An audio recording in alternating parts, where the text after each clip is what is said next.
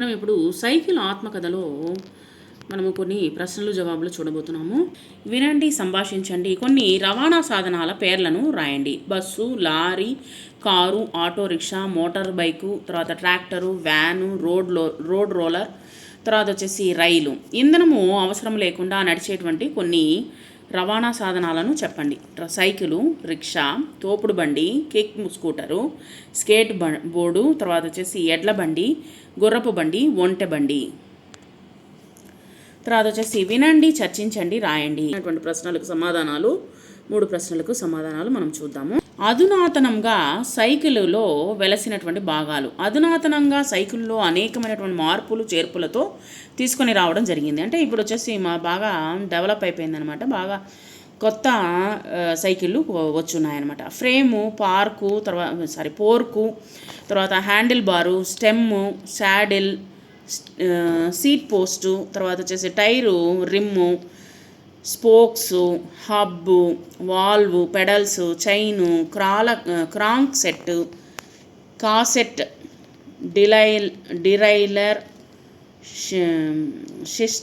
షిస్టర్స్, brake levers, brake cables, disc brake, ఇలా అనేక భాగాలను నవీనముగా సైకిల్కు తయారు చేస్తున్నారనమాట. ఈ కాలంలో వచ్చేసి బాగా డెవలప్ అయిపోయిందనమాట.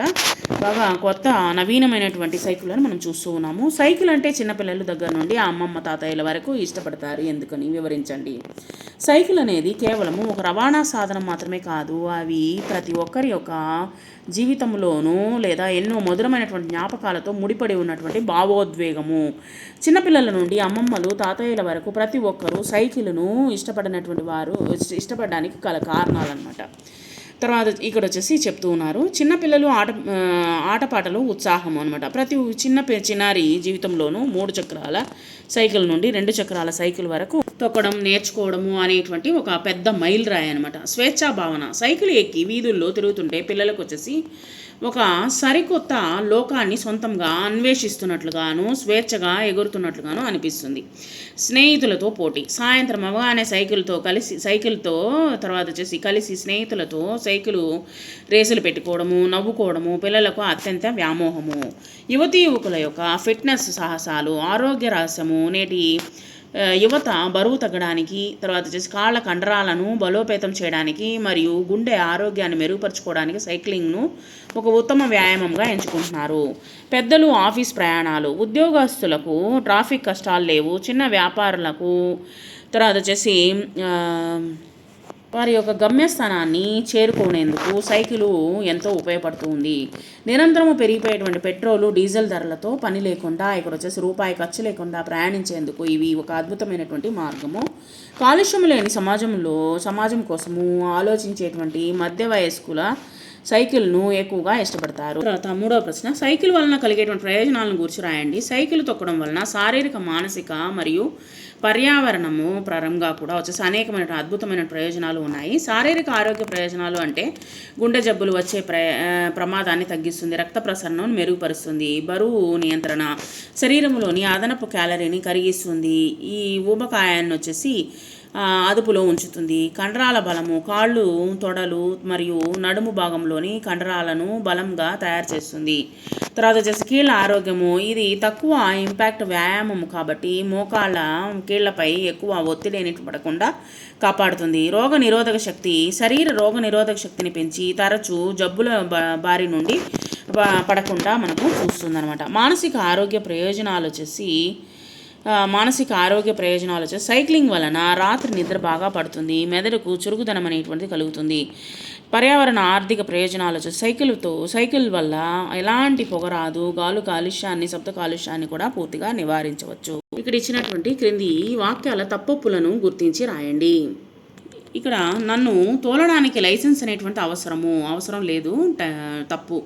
నన్ను తొక్కడము వలన కాలి కండరాలు బలపడతాయి, కరెక్టు. తర్వాత ఎక్కువ సంఖ్యలో సైకిళ్లను ఉపయోగించడం వలన ట్రాఫిక్ జాము పెరుగుతుంది, తప్పు. ఇంట్లో నేనుంటే పనులన్నీ చకచకా జరిగిపోతాయి, కరెక్టు.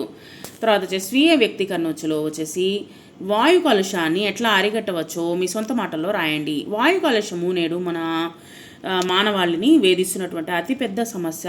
దీనిని అరికట్టడానికి మనము చేయవలసినటువంటి ముఖ్యమైనటువంటి పనులు: మొక్కల్ని పెంచడము, వీలున్నంత వరకు ఎక్కువ చెట్లను నాటడము, కర్మాగారాలు, వాహనాల నుంచి వచ్చేటువంటి హానికరమైనటువంటి పొగను నియంత్రించాలి. తర్వాత సొంత వాహనాలకు బదులుగా బస్సులు, రైలు వంటి ప్రజా రవాణా వ్యవస్థలను ఉపయోగించవచ్చు. ప్లాస్టిక్ చెత్తాచెదారం మరియు ఎండినటువంటి ఆకులను బహిరంగంగా తగలపెట్టకూడదు. సౌరశక్తి, పవనశక్తి మరియు విద్యుత్ వాహనాలను పెంచాలి.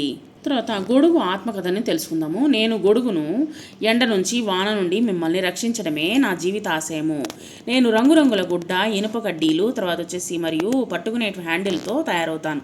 వర్షాకాలంలో తడవకుండా, ఎండాకాలంలో చెమటలు పట్టకుండా మిమ్మల్ని కాపాడుతాను. ఎండ, వాన ముగిసిన తర్వాత నన్ను ఒక మూలన పడేస్తారు. కొన్నిసార్లు బస్సులు, రైళ్లలో నన్ను మర్చిపోయి వదిలేస్తారు.